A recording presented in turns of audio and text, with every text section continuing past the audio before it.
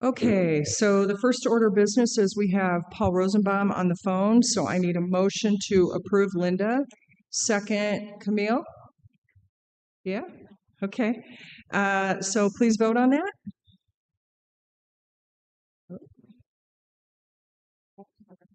Paul, what? I was making sure. Okay, yeah, it's Paul.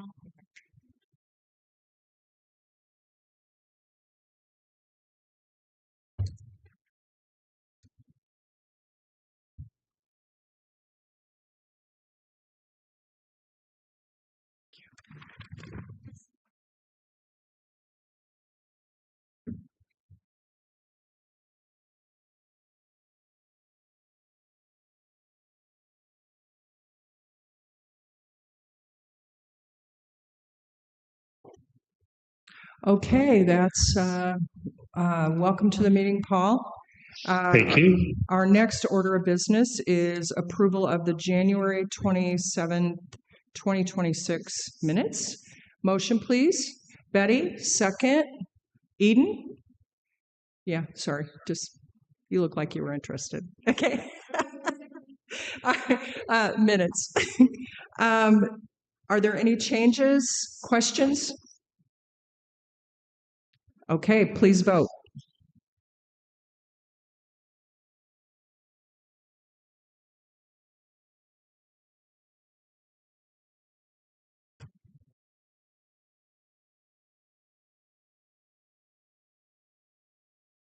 Okay, those would be approved. Thank you. We are at informational items, reports, other minutes, updates. So we will start with the long-term care services fund report. Who's Heather? Thank Hi. you. Yes, good afternoon. In your packet is the most recent long-term care services report. As of the time of the report, December 2025's interest allocation had not yet been posted, so interest through November is 180,000-ish, and the fund balance is now at 4.2 million as of 12/25. If you have any questions, please. Any questions? Can I just say woohoo? Yes, on that one? I know. It's kind of a relief. Yeah. Are there any questions on that? Okay. Next, we are at accounts payable, employee reimbursement, and purchase card activity for January 2026. Yes. In your packet is the listing of all payments that were paid out in January. And the first page shows the $3.2 million in total by fund, and then all of the detail after that. So if you have questions on it overall or any specific item, I can do my best to try to answer. Are there any questions on specific items? Okay. So I'm wondering if we might want to take these out of order because you're going to be doing a presentation for the Peoria County projects, funding sources, and progress. So do we want to, we'll go down to the general fund vacancy, wage, and benefit update? Sure. Okay. Perfect. Thanks.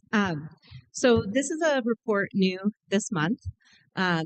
As you will all recall, in November of 2025, with the fiscal 26 budget, we voted on a new process to fill vacancies or fund vacancies that are in the general fund departments. And so we had budgeted $1.9 million with 25 different vacancies across 6 different departments. And part of that resolution was, as these positions are filled, the finance department will work with the county administrator on the prorated amount to be transferred to the departmental budget for salary and any applicable health insurance costs from the general county department general fund line item. And so as of there were 12 positions that were filled by December of 2025 that had been available or vacant and in the fiscal 26 budget. Those are on page 1 of the handout or the in your packet. And we decided to include a column for those that are still vacant as of the date, because we tend to get that question, how long have these vacancies been open? And we're able to track that pretty easily for these. And then the date that they were hired, and then the number of the FTE. And so on January 7th, we made the first budget transfer for these positions, and the amount transferred was $800,694 for 12 positions that were filled. So that leaves an amount of $1.14 million in the account. As of the creation of this, so probably February 15th, there were no other positions that had been filled in 2026 yet, but we keep an eye on that on a really a daily basis. So if you have any questions or want any other information provided on this report, please let me know, and we're happy to adjust as you'd like. Danny? First, I just want to say thank you for putting this together. Obviously, this was something I was very interested in seeing. With that said, could you tell me, I don't know if you're pulling this from a system, putting together how that's working, but like there's a position here that's as of September 2023, it appears it's been vacant. So do each positions have unique identifiers so you can track that, or? Yes. Okay. Yes, and that's those are tied to what was budgeted. So the vacant positions that were budgeted, that's how we track by the position number. And so these specific ones are still, it's the easiest way for us to track each position. So everyone has a unique number. Thank you. And again, thank you for the time of putting this together to make sure that it met the request. Yeah. Danny, thanks for all your hard work on that. We really appreciate that. Are there any other questions? Yes, Steve? I'll try maybe phrasing this question so it's understandable. So as kind of along with Danny's comments, each of these has an ID, but some of them are, say, a public defender, assistant public defender, multiple. So as we have general turnover, so they bring a person on today, but they have a turnover in 2 months from now.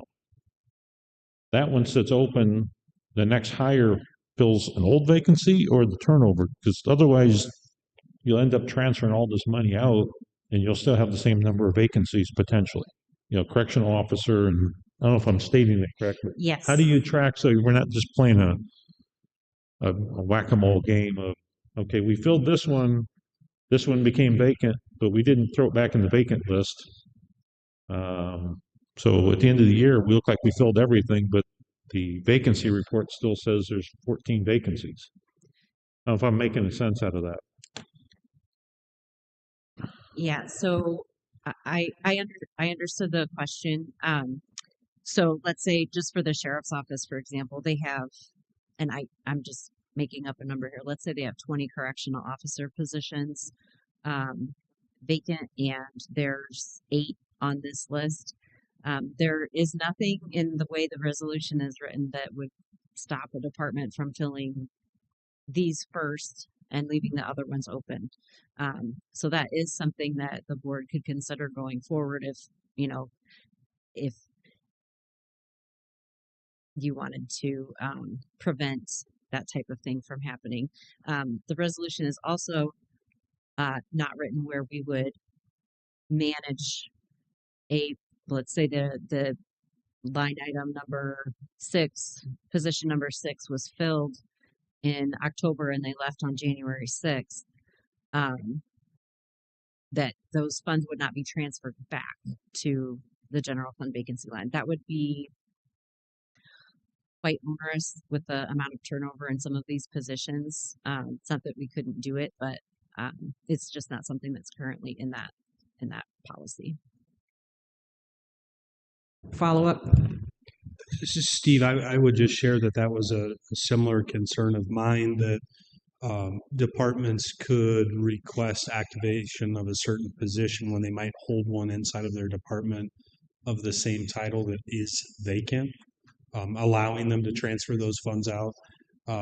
In conversations with Scott, we had come to an agreement that if one of those positions was going to be activated, whatever, it would go through the reporting structure of the committee, and there would sort of be a group conversation to ensure that there isn't one that's already vacant in that department before they're activated. Does that make sense? Yeah, it makes sense. Again, I'm not accusing anyone of playing the game, but you could just bring people in, fill spots, leave others open, and you're fully funded again. Yeah. As a department. And that's kind of how we wanted, that I think was the objective here, was to manage those vacancies and manage the funding associated with those. But I don't want to pull dollars back and forth because that becomes a real accounting nightmare. Yeah, and I left the conversation with Administrator Sorrell feeling pretty comfortable that there was going to be an investigation to ensure that we weren't activating positions that weren't needed, so the intent of the account could remain. And like I said, I felt comfortable after that conversation that we would have a pretty good grasp on it. But much like you're saying, there are plenty of circumstances that I think we could all think about or toss around in conversation when dollars that were budgeted for FT employees were used in a different way. And that was one of the reasons the account was created, to prevent that. Maybe one quick follow-up. You mentioned that, is there a plan to have a future report to the Public Safety and Justice Committee or a committee? As you mentioned, what committee is going to see those reports that you were commenting that you and Scott had discussions? Is this the report or is there something different? It's my understanding that this is the report because it's not just public safety and justice that's affected by the vacancy fund. Okay. But if a position, from my understanding, was activated under public safety and justice, it would warrant a conversation with the chair, vice chair, and the administrator to ensure that we're ensuring no other vacant positions exist before we activate them. Yeah, thank you. That was a good discussion. Any other comments or questions on that one? Okay, we're going to move on to state legislative information. Kyle, you going to take this one? I am, and I think it'll be rather brief. So Scott and I briefly discussed this. This was something I believe that he had put in here for informational only. I don't know that there would be a lot of discussion today, and if there were additional follow-up questions, certainly we could get with the administrator upon his return. So, but as you'll see, he included the entire document in here. It is relatively lengthy. Were there any questions? Steve? Maybe not quite. Well, comment first is I appreciate the opportunity to have this consolidated information put together. Is this putting it in the agenda packet for the committee the right place to put it? I don't know. But as a committee member, I like the opportunity to have that information. I assume, is it once a year? Will this be done, Kyle, or do you know the timing? I believe it's once a year. Okay. But I like the transparency to put it out there. I have to admit, I've read through several of the pages of this part of it. I have more yet to go do, but I don't know if there's much action we can take as a county board, but the awareness of these things that could impact us is what's important. Thank you. Any other comments, questions? Okay. We do have some resolutions, but the resolution for procurement, purchase card, petty cash, and investment policy proposals, we're moving that up for under discussion. So we have the pleasure of having Treasurer Martin here. So he's going to be covering those. And then what will happen is next month, if there's any information or you want additionally, then you can reach out to him. And then we will vote on this next month. So today is just for informational item.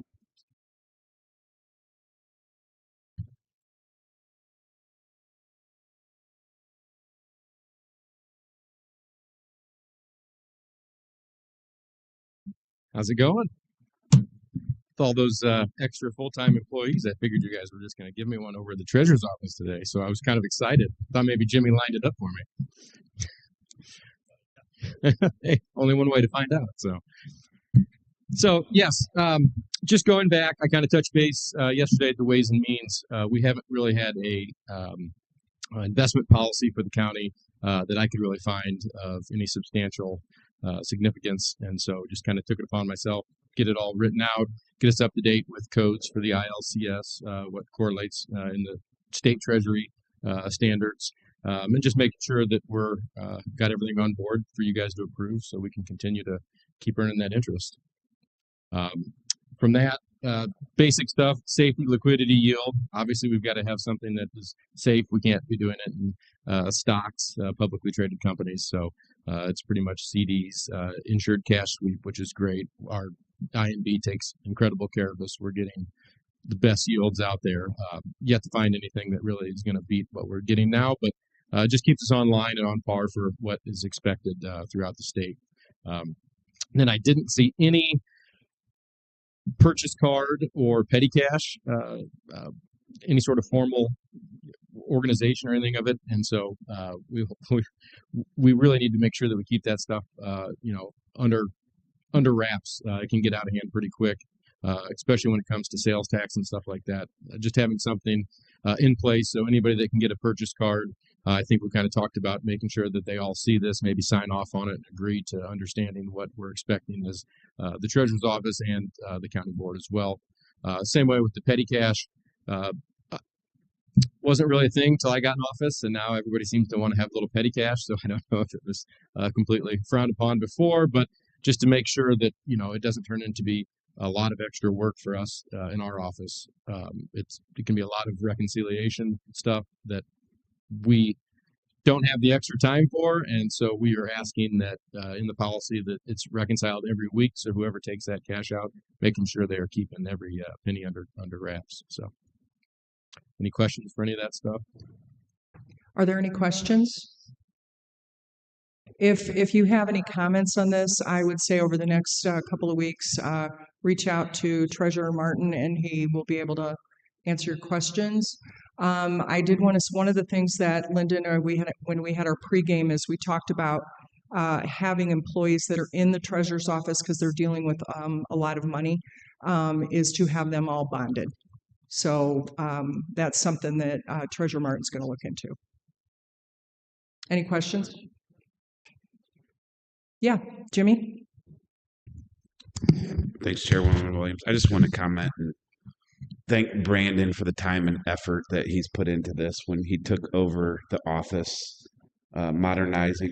Not that Nicole didn't have that, but having everything that was in Nicole's head, but never on paper and put down as policies to protect the office were never written down. And that Brandon, Treasurer Martin might be still drinking through a fire hose of trying to, that's an understatement, of trying to handle everything in that office, but him and his staff are doing a phenomenal job of that. And I appreciate you putting that onto paper and to policy. Me and Steve just had a meeting with him a couple of weeks ago. Sharon couldn't make it, but to try to learn from the office. So I would recommend if you do have time over the next couple of weeks and want to understand this, to reach out, like Sharon said, to Treasurer Martin and even understand some questions in the office. I know Betty asked always, what do you know in that committee? But there was things that I learned just a couple of weeks ago that I had no clue that their office actually does. So I would take the time, and he'll probably have a request for help again and try to understand that so you can understand the flow and the safety guards in the office and why that might need to be a priority. So thank you. Any additional? Yeah, Steve. Yeah, I want to echo Chairman Dillon's comments because first off, thank you, Treasurer Martin, for putting this together. I think I was probably the squeaky wheel for the last several years going, can I see the investment policy? Can I see the investment policy?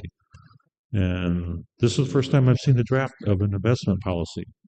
And my other comment would be, the petty cash and the P cards I would ask you, make sure you socialize your content with the departments that it affects, to make sure that there's no surprises. I'm sure you've probably already done that, but again, so when it comes back to the board next month for the final approval, because to me, policy is a really critical thing that we as board members should be doing, putting in place, and making sure that we're 100% on with it and understand it. Policy and budget are two biggest things we do. So I would ask my peers, dig into it and spend a little bit of time with what he's written up, so we can all answer the question of, yes, we have spent time, and yes, it's accurate, and it's what we want our employees to comply with when they do business. So again, commend you for all the work you've done and what you're doing. Just want to make sure we're supporting you. One additional question. So one of the rollovers is Brinks. Can you give us kind of an update on them? Absolutely. I was going to Thank bring you. it up if you didn't. Yeah, So, thank you. So kind of got sprung on me. It got transferred into my budget this year.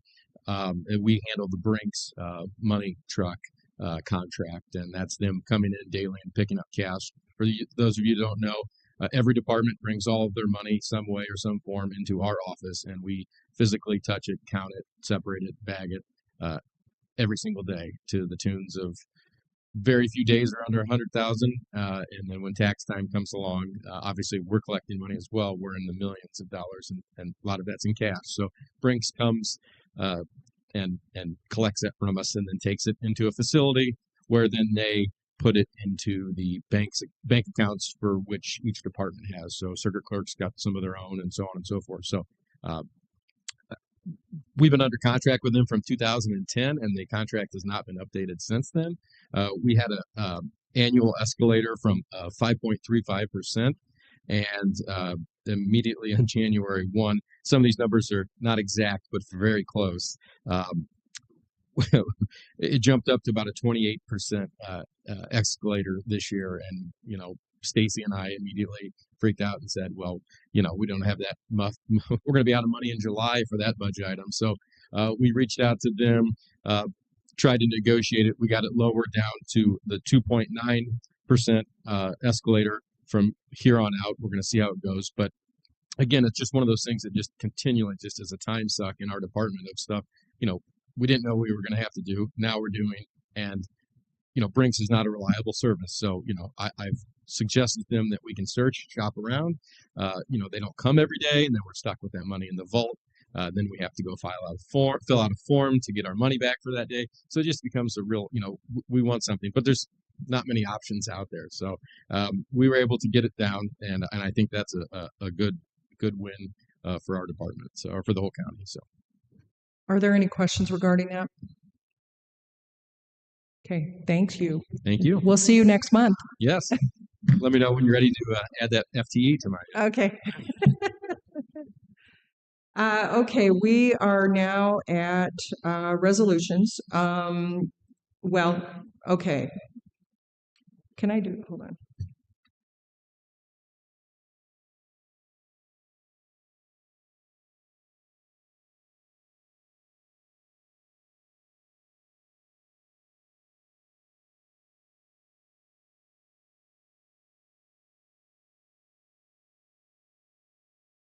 Okay, I just had to make sure I could do this. So we're going to go ahead and do the federal legislative agenda for the 119th Congress, which is a resolution. And then we're going to, because the presentation that Heather is going to be doing is regarding the 4.3, so we want that all to be fresh in your mind. So we're going to go ahead and take a motion for the federal legislative agenda. Linda, can I get a second? Eden? Okay. Are there any questions regarding that? And Kyle, are you going to give me just a quick overview of that? Absolutely. Thank you. This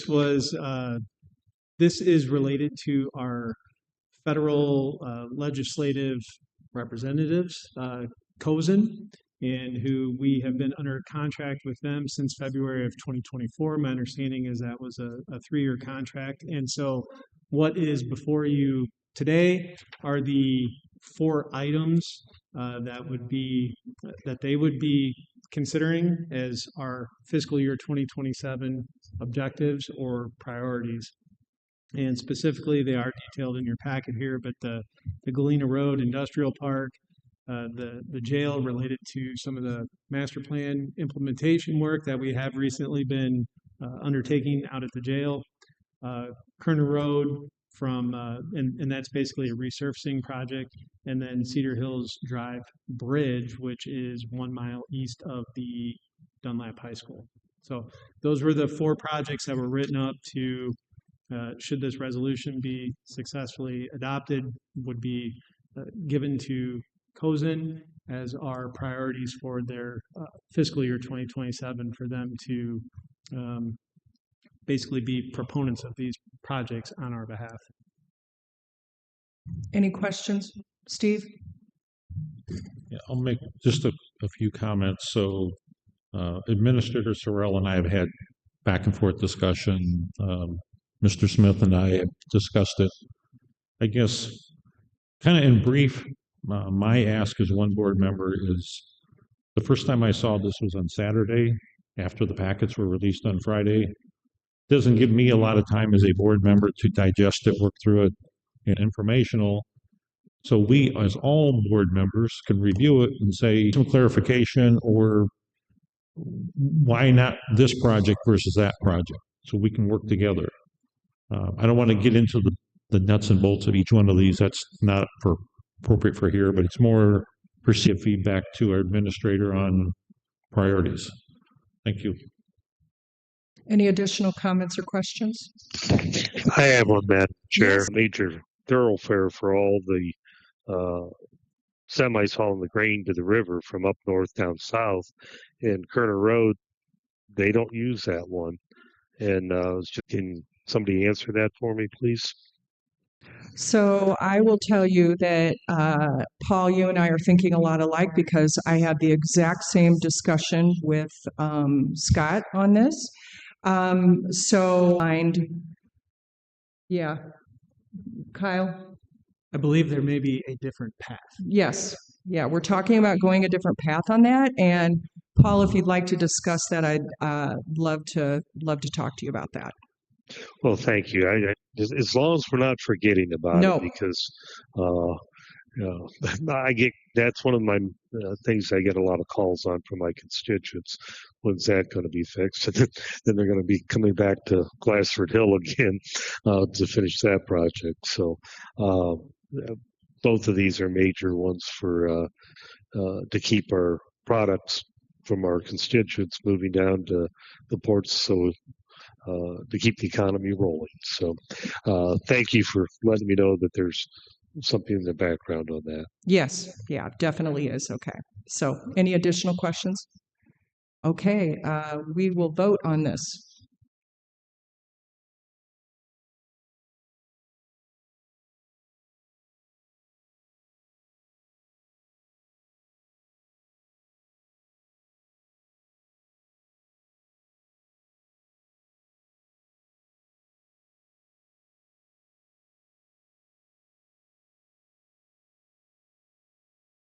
Okay, that passes. Thank you.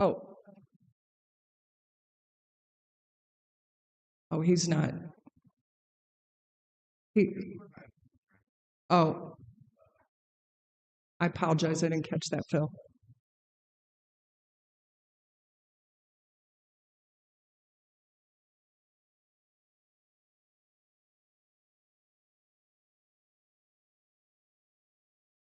Okay, there we go, Phil. So thank you for pointing that out. Okay, moving on. We're going to go back to informational items.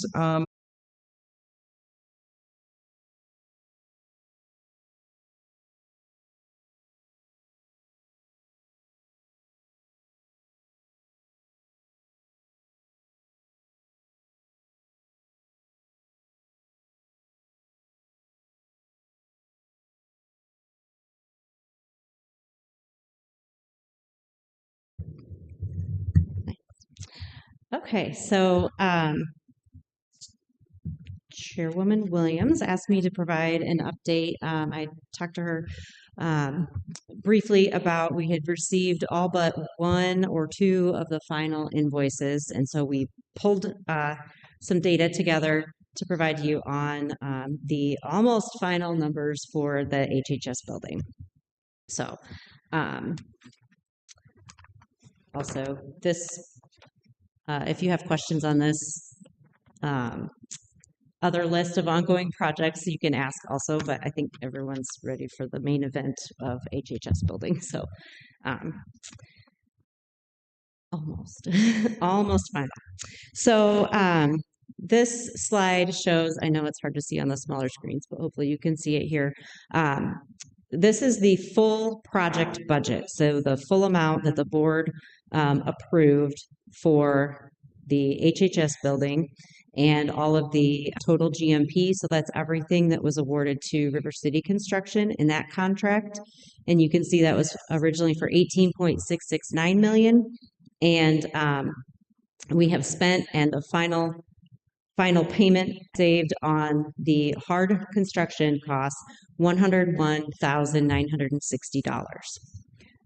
Then we have two other categories of expenses, which are non-GMP soft costs. These are things such as furniture, fixtures, equipment, kind of the things that go inside the building. The board had originally budgeted $3.67 million for that, or approved a budget of $3.67 million for that. We spent $3.19 million of that. We have about another $12,000 on wrapping up two invoices that are coming in. So that'll leave $465,000 savings on the non-GMP soft costs. And then finally, the IT related costs, the estimated expenses were budgeted at $583,000. Only $466,000 were spent, so $116,000 was left there, for a total savings on the project of $684,000. The River City contract, as I had just mentioned, is broken out there. The savings is broken out in the contingent, $93,030 in construction contingency, $815 in the steel allowance line, and $8,115 in the general works allowance line. So that is kind of where this in the project. And then where the greatest amount of savings is in the non-GMP soft costs. I highlighted the furniture, fixtures, and equipment line because that was about $500,000 under budget. I know that they worked hard to purchase efficiently for furniture and reuse some furniture that they had. So that's kind of where some of those savings came from. And then the design, material testing, utility connection fees, et cetera, are also in that line item. And then finally, the funding sources. So a project this big with various funding sources becomes a little more complicated. The health, just to go through the different funding sources, we had funding from the Health Department Fund and the American Rescue Plan Act Fund, and both of those were the two main sources of funding for the River City contract. Then we had a small budget from the General Fund, Capital Projects Fund, and the Solid Waste Management Fund. And then in May of 24, the board approved the addition to of IT Services Fund to go towards the project. So you can see in the far right column the amount in each line item, each fund that was unspent project budget. So I'm happy to answer any questions that you have and go into more detail on any specific ones. I will say each of these funds, except for the general fund, is a special revenue or restricted or internal service fund. So that means the budget that is restrictions on them. So you can't use let's say the IT services fund, you shouldn't purchase something else with that fund. So just to clarify that, it can't all roll back into the general fund, for example. Eden. Just on the ARPA stuff, going back to that fund, I know we have until December 31st to use that money. How does that work for that? And if we have to still use it, do we have a plan for it? Yes. So we over obligated the amount. We had $34.8 million of ARPA funds, and we've obligated 39 million by this point, 40 million maybe. And so because we have interest, we can use. So some of the ARPA funds, yeah, they will all be, they're already kind of spoken for. They will not go away. Yeah, we will not have to return those to the federal government for sure. Additional questions? Jimmy? Heather, while you have all the different funding sources up there, Mm-hmm. can you explain the Solid Waste Management Fund and why that was not drawn from? So the Solid Waste Management Fund put in $500,000 total, and so the first 250,000 was transferred to the Health Department Fund. I think either right before I got here or right after I got here 4 years ago. And so the first 250,000 was spent. I believe the conversation from April 2023 was the Solid Waste Management Fund would be the last. The next 250,000 in the budget would be the last spent out of the solid waste towards the project, and so we kept that as the last because they had already paid in 250,000. Jimmy, you got any more questions?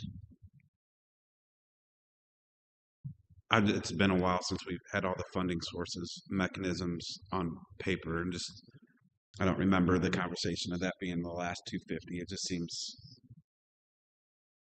which it was. So it's basically it's accounting that you needed to get to the guaranteed maximum price. So Right. now we're here. Here's what we spent. So refund back to where you need to be. Now, when that gets allocated back, that goes into Becca's budget, free and clear to do what she wants to do. with No, it. that amount actually has already rolled back into the reserves of that fund, so it's not budgeted. It's not available unless she wanted to come to the board and ask for an appropriation to use in fiscal 26. Steve? And likewise for, well, the IT would be very similar. That'll roll back to the reserves. Correct. Okay. No, I appreciate what you've done. This is for me, it's a very easy to read and understand as to what we allocated, what we spent, and the remaining. And congratulations to everyone involved to come in under budget. Not very often a governmental entity can tell people they came in under budget on a $20-some million construction. So kudos to us, and I'm sure there's a lot of good uses that each of these departments or owners of these reserves will come up with. So thank you for putting that together. Thank you. Additional questions? Okay, we wanted to do that because there's going to be some questions with the next resolution, which is the FY 2025 additional appropriations and FY 25 rollover and additional appropriations to FY 2026. So at this point, I just need a motion to get it on the floor. Phil? Motion? Phil? Second? Eden? Okay, so we have this on the floor. I think next we have Linda, who's going to make a motion. Yes, I'd like to move to divide the question. And if you look on the list, I would like to divide off U and R. Do I have a second on that? I'll second that. Okay, Steve? For the record, will you say what U and R is for the public? Okay, yes, thanks. So R is Capital Projects Fund, General County, capital savings from HHS building for commissioned art, which is $100,000. And then U is consulting, board initiatives, which is $400,000. Okay. We need to vote on separating or dividing the question. Are there any comments before we do that? Okay, please vote.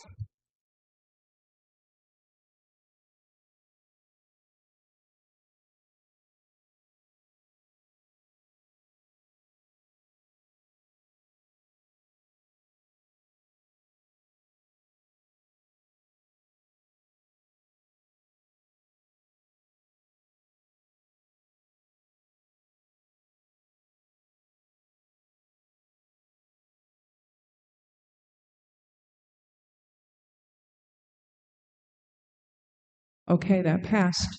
Thank you. So now we're going to move on to, we're going to do you first. Oh, we have to vote on the original question? Okay, so we do have to vote on the original question. So are we ready to vote on that? Yeah. Do you want to clarify, please? Right. So you're voting on the original agenda item minus U and R. So it's kind of like when you do consent and you pull 2 items off, but you go ahead and vote on the rest of the consent agenda. You're voting on the original motion minus U and R right now.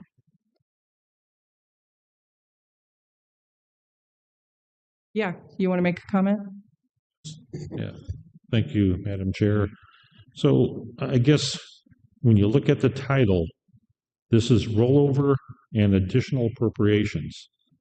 Additional appropriations, in my understanding, means a budget amendment. We're adding things that we did not include in the 2026 budget when we approved it in November or early December at our board meeting. So these are new asks, new budget items.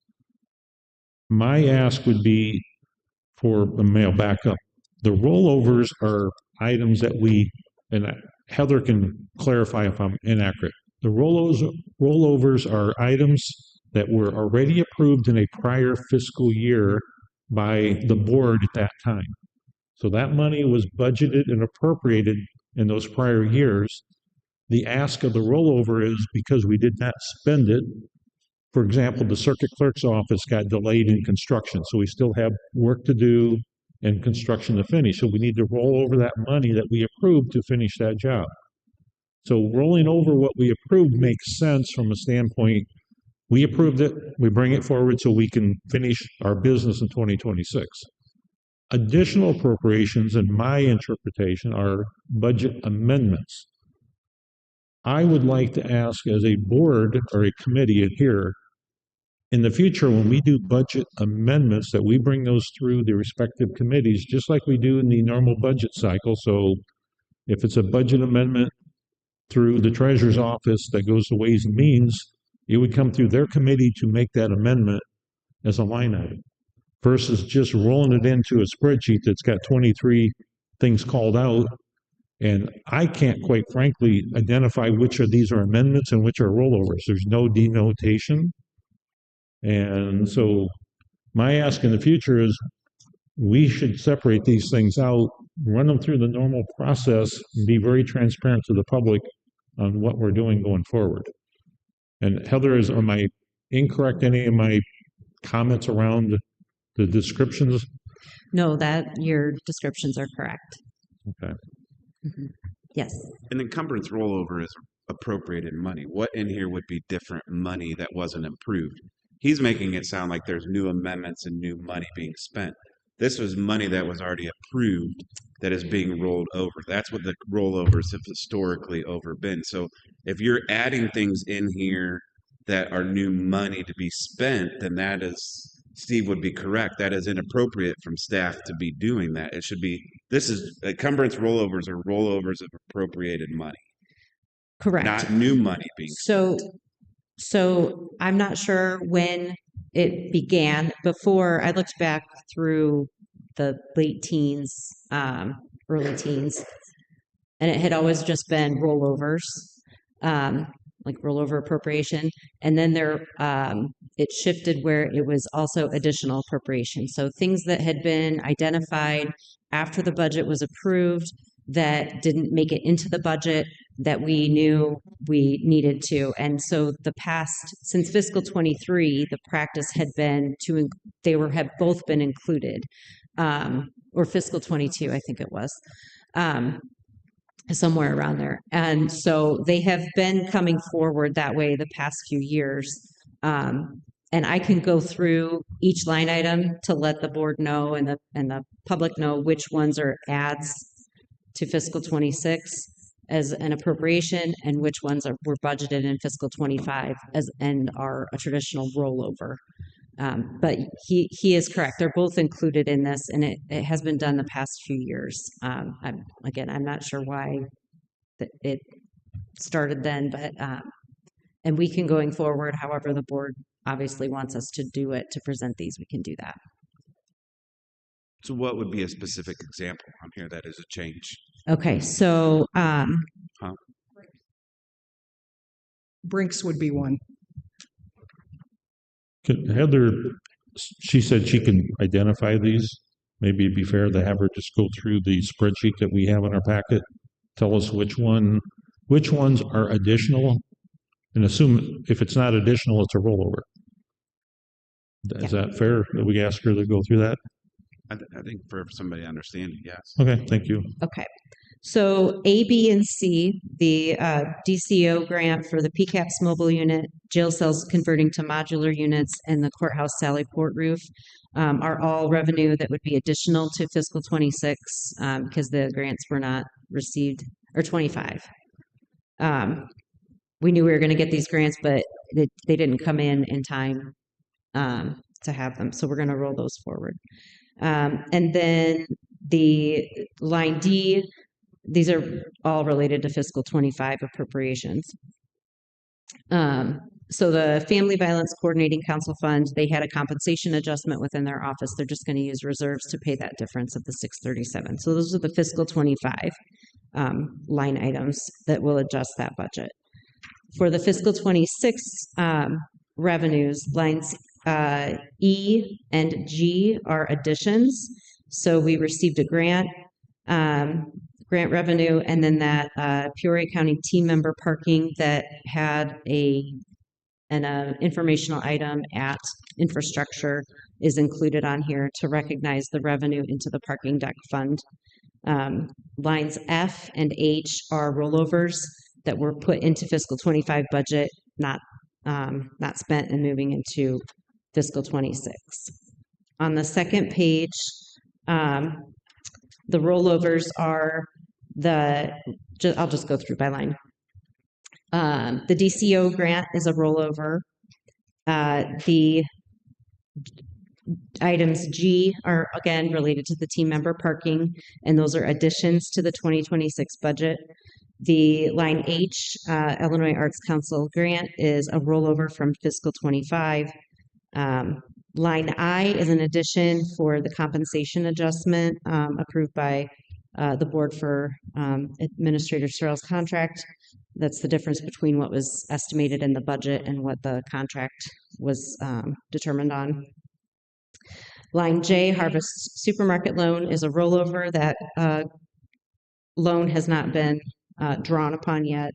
Line K is for the Tyler Cashiering project, and it's a combination of both. There was $365,000, I think, budgeted in fiscal 25 for the project, and it did not happen in 25, so we're rolling it forward to 26, but we're rolling forward the entire fund balance because we want to eliminate that fund when the project is over, and so we're just rolling all of the funds forward to 26 to pay for that Tyler Cashiering project. Line L is the GPEDC annual investment. This is an add.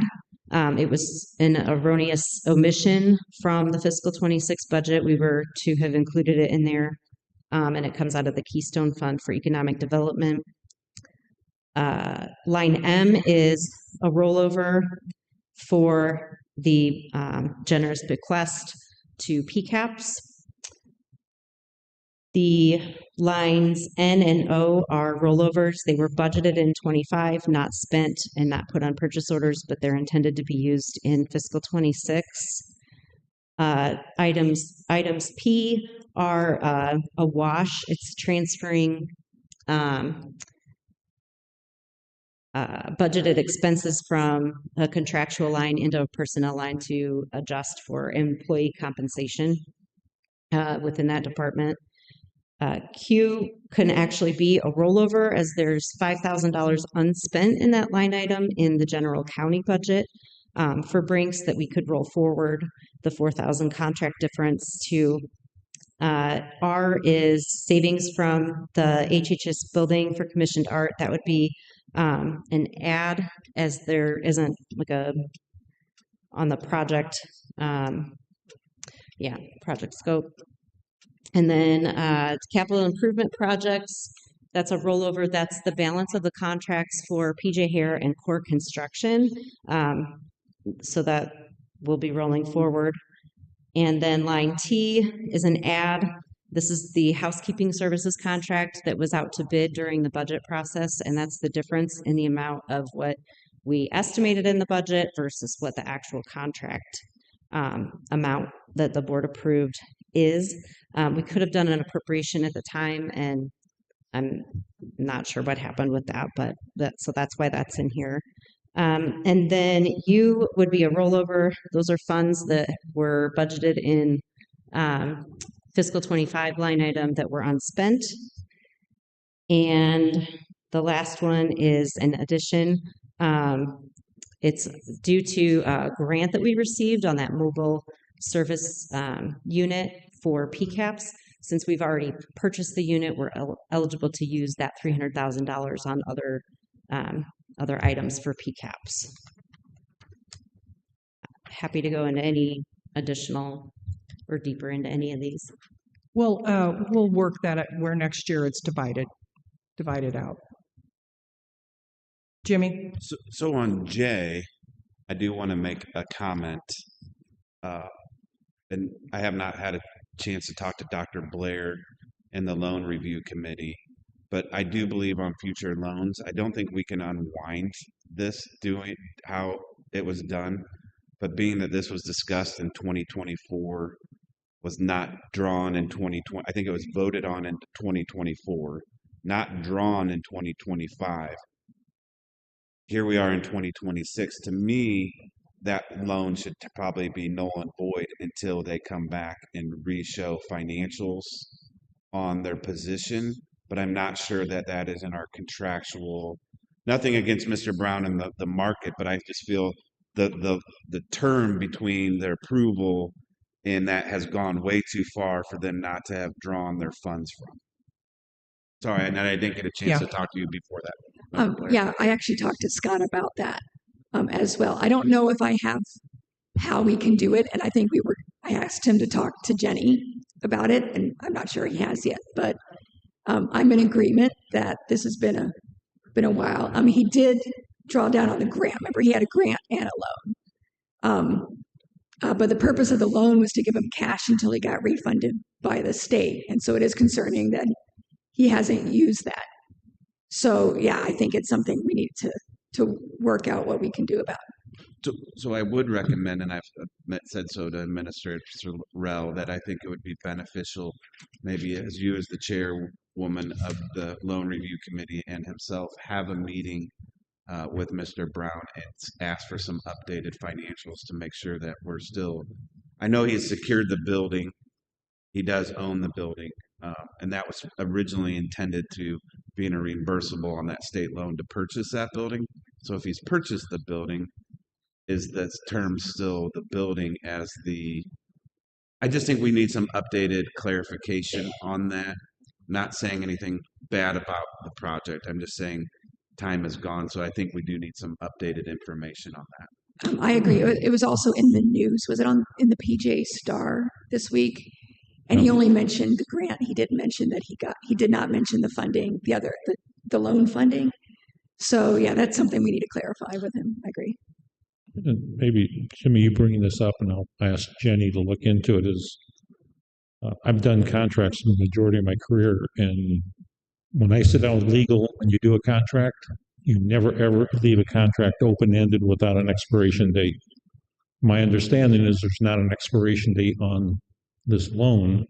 So rightfully, it could be 20 years from now, this loan could still be outstanding, and the board 20 years from now is going to have to pay it. So Jenny, I just ask you to look into that in the future. Also make sure we have expiration dates. Not that we can't review it and come back and say, yes, that's a good loan. We will approve it for another 24 months or whatever.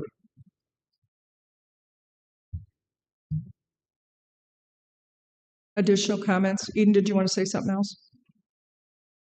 I do think the loan was, and perhaps I need to talk to Jenny about this and clarify, but for specific parts of the build out. So I don't think he can just use the money for whatever 20 years from now. But let's clarify that and come back next month with a better answer. Talking to Administrator Sorrell, lesson learned, there will be in future contracts some sort of date on that. We've never had anybody not. Yeah, that's the thing, is they usually want it immediately. So it's usually not been a problem. Okay, anything additional? So we are at a vote right now, which will exclude U and R. So, and the rest will pass if you vote for that. So is it a yes vote then, if they agree to it? Okay, okay. Please vote. Apologies. One clarification. Since it's a budget amendment, it's a 2/3 vote, correct? Okay, thank you. Wait a minute. She not out of committee.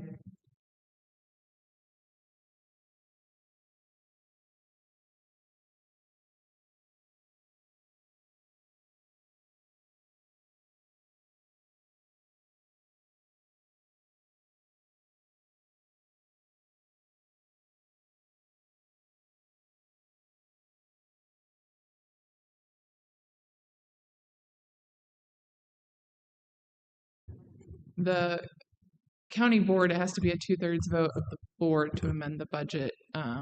Items coming out of committee are a simple majority.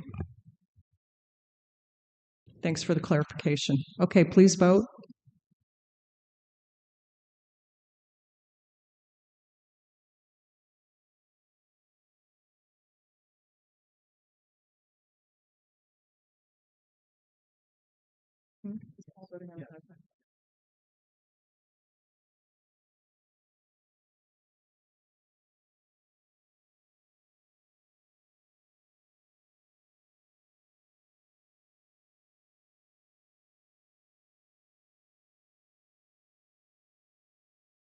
Okay, that passes. Thank you. Now we're going to move on to the U, which is the consulting, board initiatives, $400,000. We need a motion on the floor, correct? To put this on the floor. Eden, second. Camille. Heather, can you give us an explanation of what this is? Sure. Yes, I can. To the best of my ability, anyway. Okay, so the historically, at least since I can remember, since I've been here, if there are funds available left in the consulting line item in the general county budget, they've been put on the rollover appropriation request to roll towards the next fiscal year, anything that was unspent and not encumbered on a purchase order. Not the full amount. There's actually, I think, 500 and some thousand available. And so the direction was to roll 400,000 forward, or request to roll 400,000 forward to go into the fiscal 26 budget for any initiatives that the board requests. Did we have any budgeted for 2026? So would this be additional on top of? It would be additional. And what is that number? I think it's 200 and some thousand. It's less than we normally do. I should know that, but I don't off the top of my head. I'm sorry. Okay. Are there any questions, additional questions about this? Yeah, Jennifer? Specifically, what type of consulting would this be used for? So In the past, I know one of the recommendations, this is something that falls within any of the consulting line items. So like the legislative lobbyists that we have, those are paid from this line item. The salary study that was proposed would have been in this line item. Any other type of consulting that the county does comes out of this line item. So then any uses of this line item would come back before us. If they're over the $30,000, yeah, yes. Additional questions? So can you clarify what the vote is? So what yes would be and what no would be? Yes. Okay. So right now you have the approval. It's a motion to approve line item U. So if you vote yes, you're approving the $400,000 to be spent on consulting and board initiatives. If you vote no, you are not approving the $400,000 for board initiatives. May I make a comment? Yeah. I guess in looking at the data, we didn't use this in 2025. I don't think we used much of it in 2024. I'm going to vote against it we have money that we budgeted for the planned consulting, lobbyists and such. This is something that we didn't use it. Why are we continuing to roll over unused funds from year to year? If we have a need, we bring it to the board. In this case, it comes to the executive committee for approval for a consulting project. So I really don't like continuing to roll things over without any definition or the fact that we haven't been using it. And we have not seen a plan. Now, if there was a plan presented that said, here were 3 consulting things that we already plan to do, and it will fund plans that we all agreed to, great. This is just a slush fund, quite frankly. So I am a no vote. That doesn't mean we can't do consulting this year. It means to do consulting, we do a budget amendment to do anything additional. Thank you. Okay, please vote. Eden. Oh, I'm sorry. Oh, Eden. I just had a question. So if the vote is no, what happens to that money? Does it go into the general fund? Do we have to do another vote at some other time to roll? What happens? So yes, it would roll back into the general fund reserves. And Julie was kind enough to pull the actual numbers. So for fiscal 26, we have $221,698 budgeted, and we are projected to have spent $451,277 in fiscal 25. So it is lower than last fiscal year, but those are the numbers. But yes, it would roll. Additional questions? Linda? I just had a comment, and that is that as we all agreed, maybe except 2 board members, when we got the jail master plan, we said we do not want to bond this out and raise property taxes. So I will be voting no, because this would be $400,000 that, should we choose, could go to pay for the jail master plan. And I think that needs to be our top priority. Additional? Madam Chairman, I've got one. Yeah, Paul. I would like to agree with Member Daly, Member Ricker, and I will also be voting no on this one. Okay. I guess we're ready to vote. Please vote. Madam Chair, on Yes. the vote to, and I appreciate Kyle and Heather being in the position, but of this is that also our administrator Sorrell, that's recommending this to be moved over, is not here to actually answer those questions per se. So this would still have to be voted on. If it goes past, it would be voted on I think not on the consent agenda, obviously, because there's going to be some no votes on it. But back to what member Allison did say, no matter where the money goes, whether general fund or back to this fund, it to be appropriated to anything, it will have to be voted on. This is not necessarily slush where it's going to go to do a whole bunch of random things that Heather and Scott want to go do with it per se. I mean, it is a large amount of number, and I'm sure there's a reason why it's there. And as much as it's valiant effort to try to explain it, the administrator is not here. So I think he's earned enough credit for me to vote for this, to trust to put it in there and vote for it. So.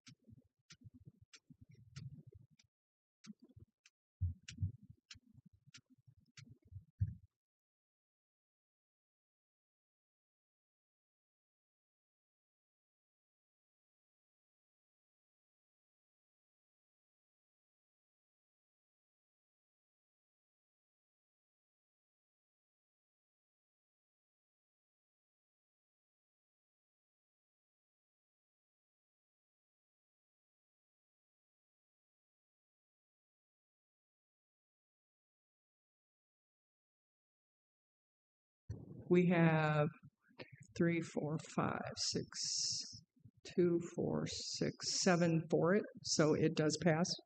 Okay, so that did pass. Next, we are moving on to R. So I need this is the, oh, I'm sorry, no, that's correct. The commissioned art project for $100,000. So I need a motion to put this on the floor. Betty, and second by Eden.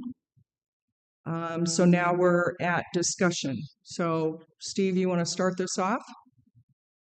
Sure. I guess I'd like to ask Heather if she has any, I know Scott's not here, as Jimmy said, but do we have any definition of what this is for? Because this is like an over and above. It's not part of the HHS construction. This is an additional item being asked, correct? Correct. I would actually defer to Member Ruland. I think you have more information on like the fine details and things behind it and how it came to fruition than I was not at the meeting where that was discussed. The minutes of our strategic plan from March 22nd of 2025 directed staff to budget $100,000 in seed money. That would be accentuated by private donations, other local groups, possibly city and state. It would provide for artwork at the exterior in the garden area of the outside the building, play spaces in the interior, and possible other art to be determined by a committee. There is no record in the minutes of that meeting that showed any opposition to it. So it was a valid direction of staff to budget for this. They chose not to budget for it because the HHS building was not finalized. We were in the midst of an extended punch list on the building at the time the budget was created. And when I brought that up, that we had directed staff to put it in the budget, I was told that if the money is available, we could budget for it once the building was closed out, monetarily closed out. And we are at that point. So the effort here is to roll over to capital projects $100,000 as was originally directed by the entire board for this public art purpose. That's how we got to where we are today. I remember a discussion on the topic I don't remember a decision being made, or maybe I should have been more vocal at that point. I'm all for the arts. I think the arts are great. I wanted to see a proposal or a plan how we can engage the arts, the community to do this. So to me, throwing the money in there at this point in time is ahead of, I haven't seen a plan. So bring forth a plan, because we can, any board meeting or any time during the year, we can appropriate money doing a budget amendment. Until I see a plan, I don't know why I'm appropriating money for this. So I'm a no vote on this until there's a plan defined. What is it? How are we partnering with the community? I know you used the word seed money, but I need more of a plan. So I'm a no vote. I can address that a little further. The conversations that took place since that time, when we believed we had the money budgeted, we started the formation of a committee. It was, to begin with, myself, Monica Hendrickson, and Shannon Cox from the Peoria Art Guild. And the three of us had planned to include others in that committee at about the time that Shannon Cox left the Peoria Art Guild. It then became apparent that the money was not budgeted, and a committee doesn't have much charge without funding. So we could look at art, we could make suggestions all day long, but didn't know if we had a dime or a dollar to work with. So we stopped. Now we're at a point where we're going to fund the efforts of this committee. They will know, A, what they have to work with as seed money. They will know what their goals are in terms of raising private or other funding, private donations. And that committee will operate towards the goal of public art. It will be presented and approved at the time that that happens. But to start a committee without any funding committed, it's kind of an open-ended thing. A committee, how do they work if they don't know what they have to spend?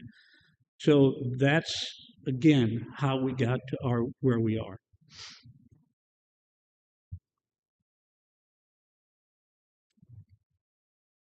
Yeah, go ahead, Terry. I'm going to keep on going since no motion has been made. I'm going to make one.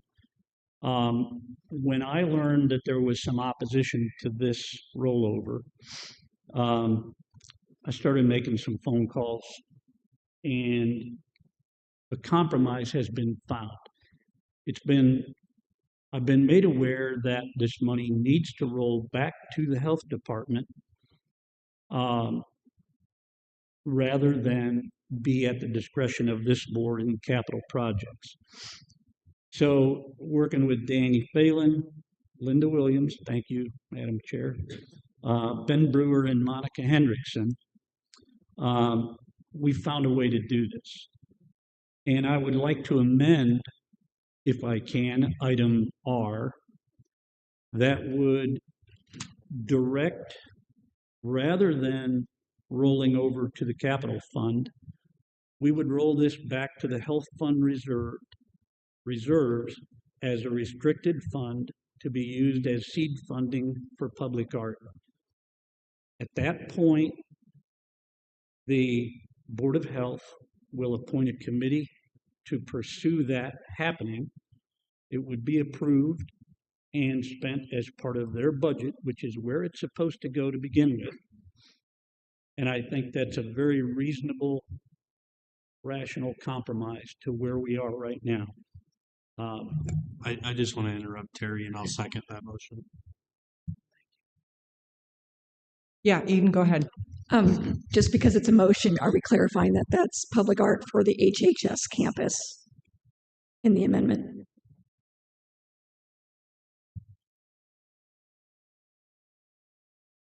Any other comments? Steve?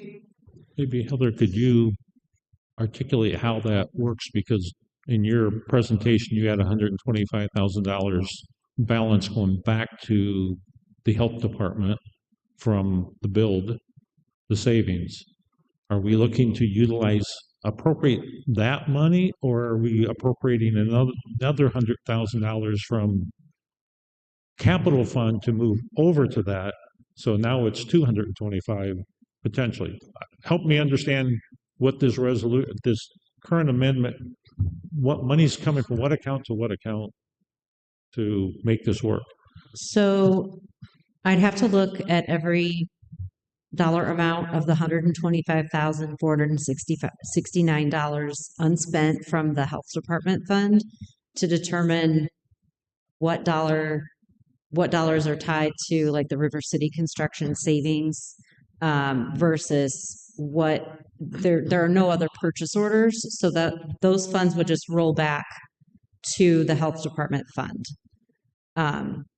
So either way, if the motion to amend or to move it from the capital projects fund to the health department fund as the funding source, it would just be the $100,000 that would be available that the board would appropriate into the budget. That other 125, they would be two separate things. The 125 would go back to the reserves. You would just appropriate $100,000 from the health department fund to that budget. So it would not be 225 available. So procedurally, generally when the health department gives us a budget, they put together the proposed budget and bring it to the full board, the county board, for our final stamp of approval. In this situation, we are taking an action to appropriate their money without them officially coming to us with a request.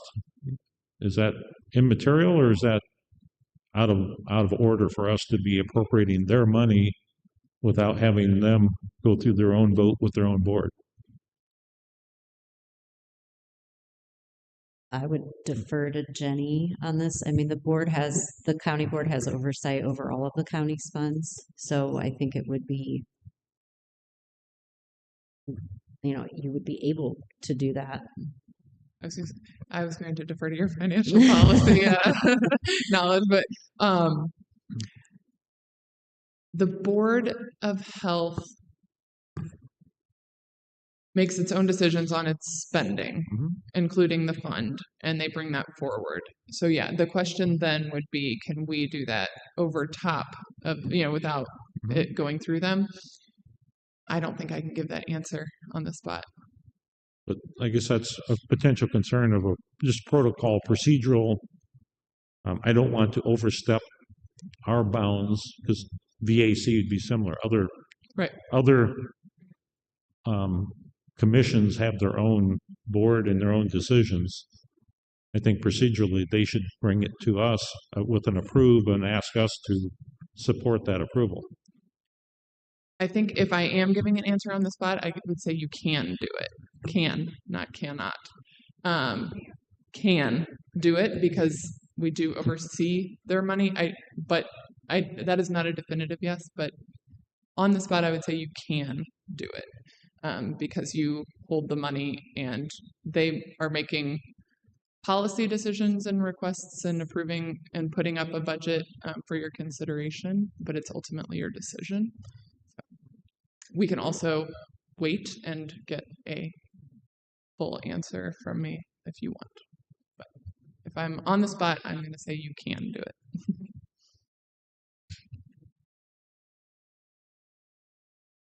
Linda?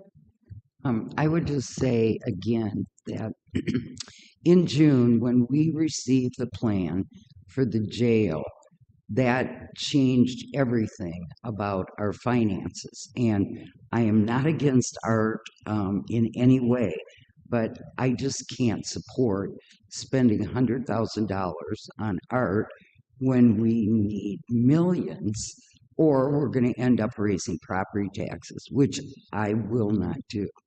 So I'm sorry, I can't support this. Well, I will say that the reason why we came to this, we had a lot of discussions about this and it coming out of the health fund, is because then the money is staying in the capital line item. So I'll just wanted to clarify that. So are there any additional comments? Madam Chair? Yes, Paul. I have to agree with Member Daly on this. The county is in charge of taking care of certain services for our constituents. Art, I'm not against it. I buy it myself, but this is something that I think we can get donors for, or the health department can find donors, or there can be a different group in the county. Like Member Daly said, we have a $20 million jail project we have to do.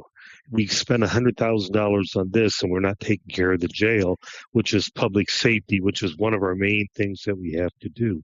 So I think we need to. You can't have everything when there's not enough money in the checking account. So let's find the money, take care of the jail, and once we get everything all caught up on that, then we can further go with the other stuff. I'm not against it, but I think there's donors out there that would be gladly want to do it, or maybe they can get the art guild to go down there, and they have artists that will put their stuff up there for display, and it can be a rotating basis or something like that. But we've got to take care of our public safety first, and that's our ultimate goal for the county. So I will be voting no on this. So I just would like to clarify that this isn't coming out of our capital line item. It's coming out of the health department reserves. And with it coming out of the health department reserves, the health department cannot fund the jail. Is that correct? Yes, that's correct. Yeah. So it's not using a funding source, our capital funding source. It's using the health department's reserves, which are a restricted fund. So Terry, you look like you want to make a comment. No? Yeah. But we levy money for the health department and for the general fund. So it's part of the overall levy that the county issues on our tax levy cycle. So regardless of which special fund you put it in, it's still part of the overall. You could adjust what we levy to the health department next cycle and put more into a fund that funds capital. So again, it's more complex than just isolating it and saying, well, we can't touch its health department. That's why I didn't want to commit to spending their money without their approval. Well, I will say I've had a discussion with the Board of Health president and our administrator, and they are excited about taking the lead on this project. Member Williams. Good. Yes. I can appreciate difference of opinions. It's what makes a board good. Mr. Ruland has been nothing but consistent going back to before the HHS campus was even built, as an advocate for having public art, especially on that campus, as a pride of the Bluff over there. So the constant arguing over the price of whether it's 14 million, should we build a pole barn building? Should we go here? Is it 30 million to 22 million to 23 million? What's the cost of furniture, the cost of computers in it? From every point of the thing, Mr. Ruland had wanted to have some sort of art. It's not a huge ask. It's a small part for him to go fundraise off of. He's met with the different art groups to do that. Honestly, shame on us. Most units of government include public art in actually the price of building that.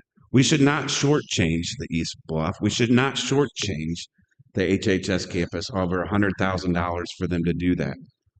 The meeting that we had, and I know the minutes had gone out for it, consistently the same ask in there. My recollection might be different than other people. I know some people were adamantly not necessarily for it, but a majority of the room in there was a consensus of public art. And Mr. Ruland's recollection of this is very consistent, asking from the last 2 years, is it going to be in the budget? Is it going to be in the budget? And it has always been the consensus. And even from my recollection around that horseshoe is, let's see how much money is left over in this. To Terry's credit, he did manage that project like it was his own dollars on that project, added some value adds back in, and we had to take some value adds back out. I don't think this is, I think this is an important thing for the community, and I think it's an important thing for everybody.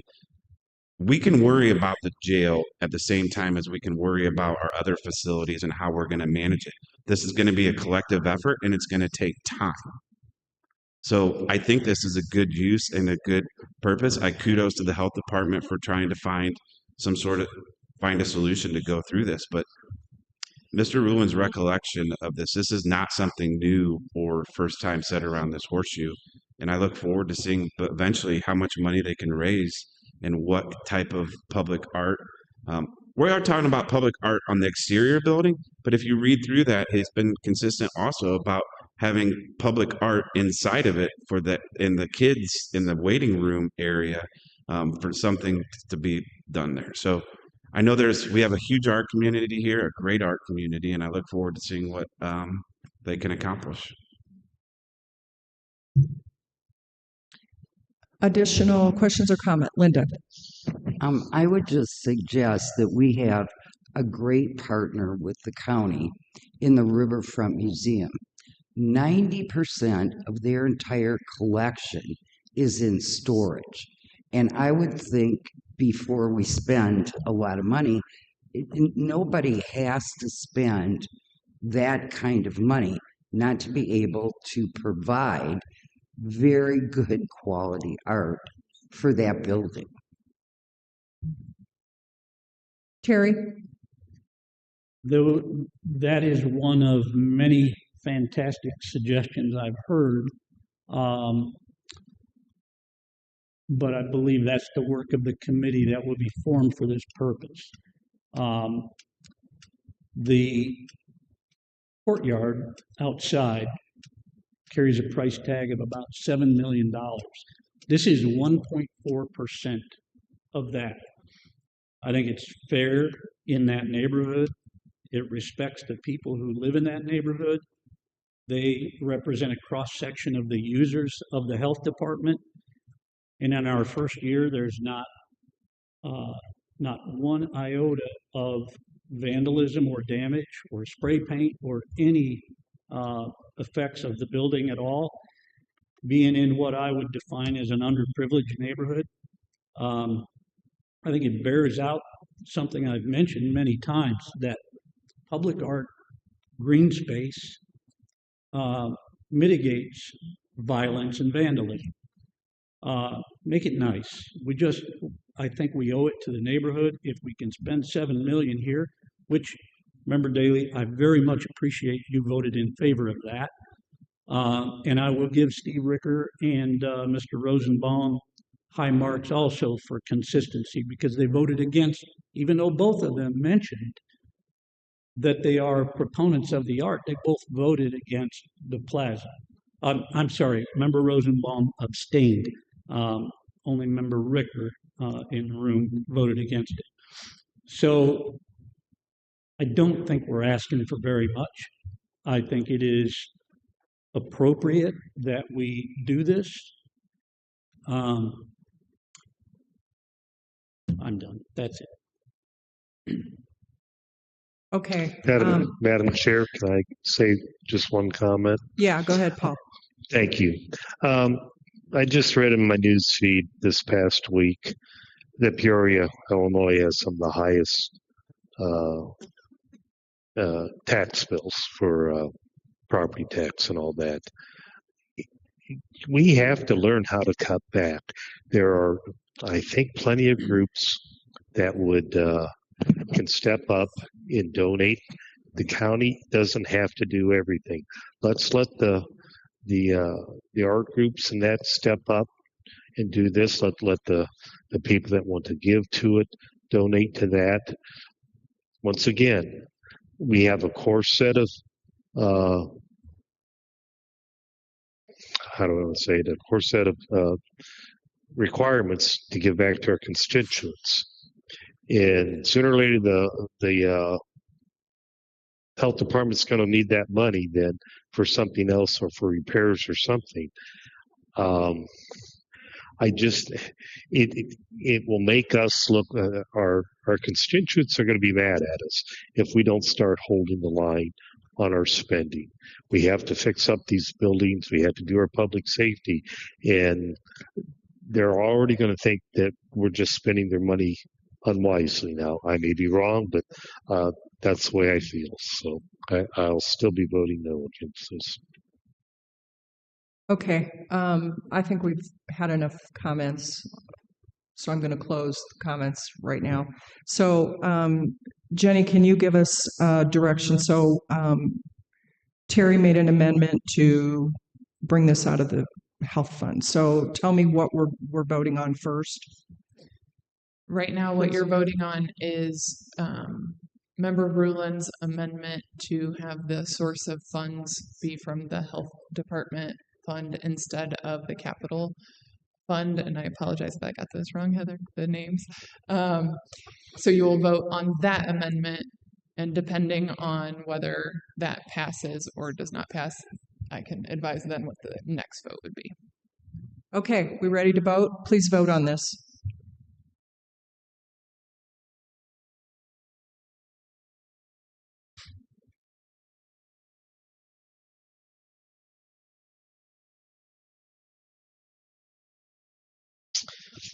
I'll be voting nay.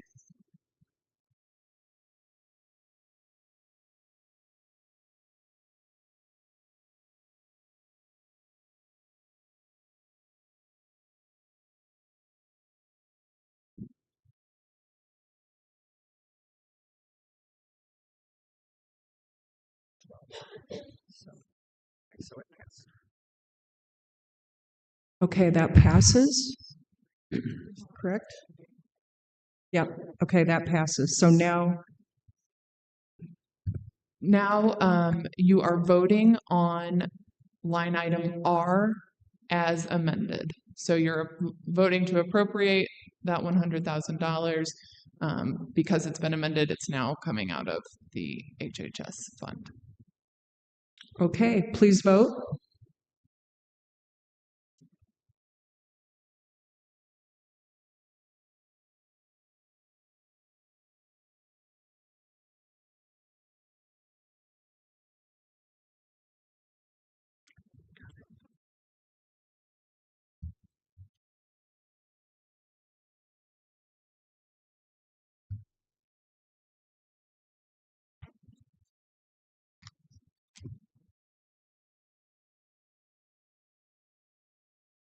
Okay, that passes.